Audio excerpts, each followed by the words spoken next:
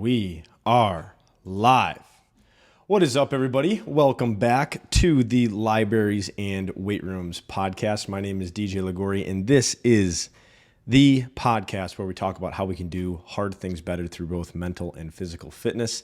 Today, we are on episode number 146, and thank you so much for taking the time out of your day to tune into what we have to say today. Today, we're going to talk a little bit about self-love because I heard something 2 weeks ago while I was at my mastermind retreat that I wrote down in my notebook that really stuck with me.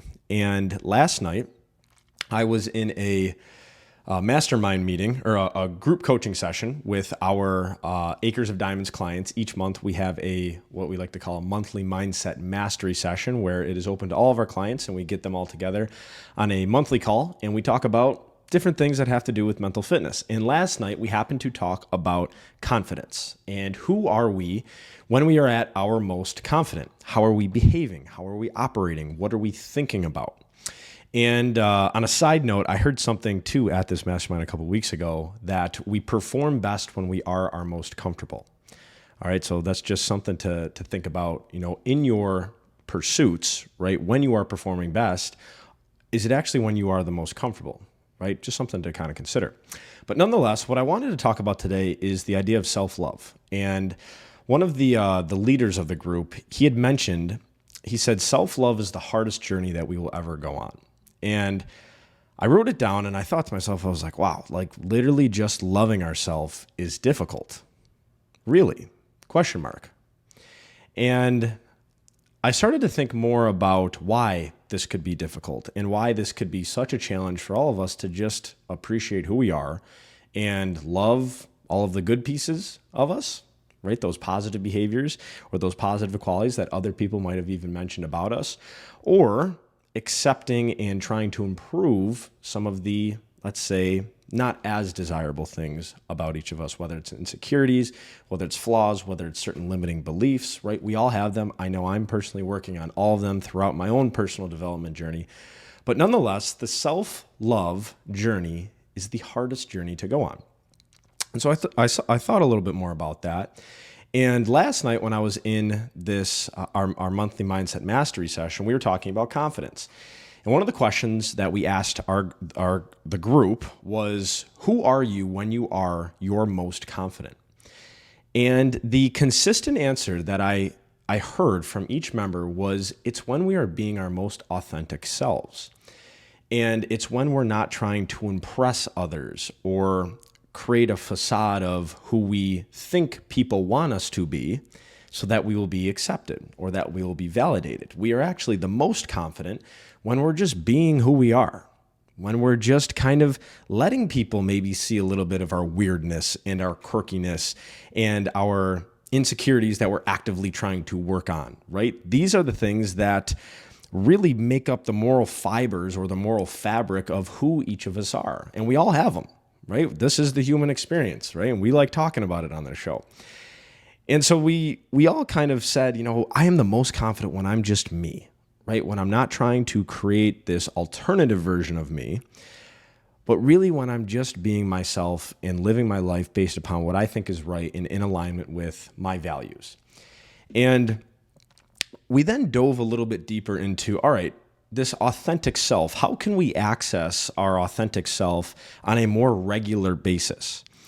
And we realized that there's a little bit of a fear involved with actually being incredibly authentic. Because the fear is that if I am my authentic self, what happens when somebody doesn't like who I actually am? They want me to be somebody a little bit different. And it's important for me to get that person to like me because it makes me feel good about myself. It makes me feel validated.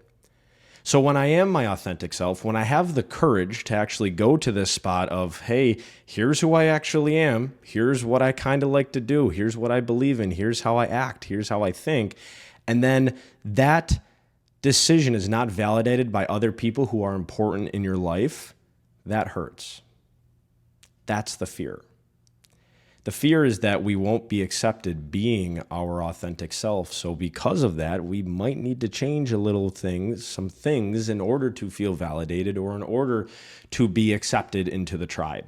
Because a greater fear is not being accepted into the tribe, right? So we're constantly balancing the stress of being isolated from other people or being our authentic self and not having other people accept that authentic self. So then it kind of brought into my head, I said, well, do we really need to be accepted by every single person that we've ever met? Now, here's where like this real validation, here's where social media, I think, plays into this fear a ton, because social media has a very artificial connection of following somebody, right? We follow people all the time and we may never, ever, ever interact with that person. But yet there is some sort of a validation that we get when somebody hits that follow button, right? We are enough. We were enough for them to follow, which makes us feel good, right? So the key here is to realize that we don't necessarily need hundreds or thousands of people to like us or to accept us for who our authentic self is and who we truly are. We really just need a couple. And maybe it's even better that way, right? And one of our members last night, he even brought up, there's a theory that I haven't looked into yet, but it's basically this idea where it's like you have circles of basically connections in your life. You have like your intimate, like 5 to 10 people, and then it gets a little bit bigger into maybe, a couple dozen, maybe even into a couple hundred, and then it spans out even more.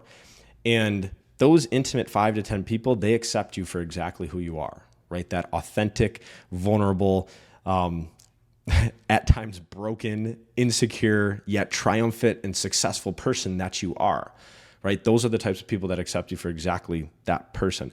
And everybody else, it's kind of okay. Like, you can accept me or not. It doesn't really necessarily really affect me a ton because I have those people in my life already, right? I have the people who are already giving me that validation that I really want, right? That's important to me, right? We're human beings, right? We want validation, right? One of the things that I talk a ton about is, how much do you care about what others think of you? It's really hard not to care what anybody thinks of you. Like that is a genuinely hard thing to do from my perspective. Yet we can actively say, here's what I'm going to be, and here's how I'm going to behave. And I understand there are people who might not necessarily agree with that behavior. Yet, I am going to focus my energy, my time, my love, and my connection on the people who do agree with that.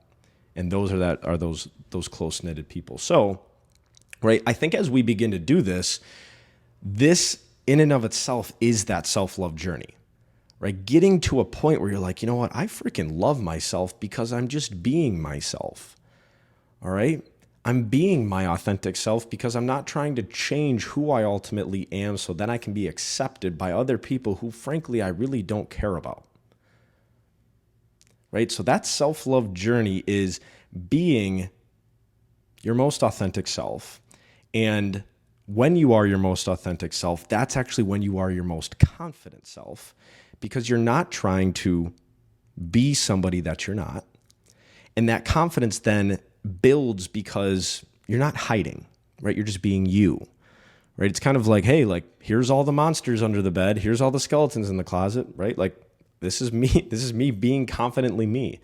And then that's when you ultimately start to, I think, accelerate faster along that self-love journey, right? So this is not easy by any means, right? Like my mentor said, right? He said the self-love journey is one of the hardest journeys we'll ever go on, which is kind of interesting if you really dive even deeper into it. Like, why is it so difficult to love myself? Yet from what we talked about today, right? That authenticity. What if I am my authentic self and I'm not necessarily accepted? Then that becomes a little bit scary, right? Then we think, do I have to change? All right. And change can be scary as well.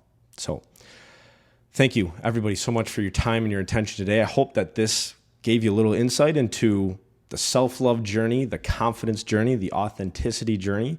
And I encourage you, and I don't need to be the person to tell you to do this. Maybe there's somebody in your life who's already encouraged you to do this. And if so, lean into that person. Be your authentic self, because you're going to attract the right people who are then attracted to your authentic self. And that's where real relationships are built. They're not built on the facade that you create, because then that person actually becomes attracted to the facade that you built. They don't become attracted to you. All right.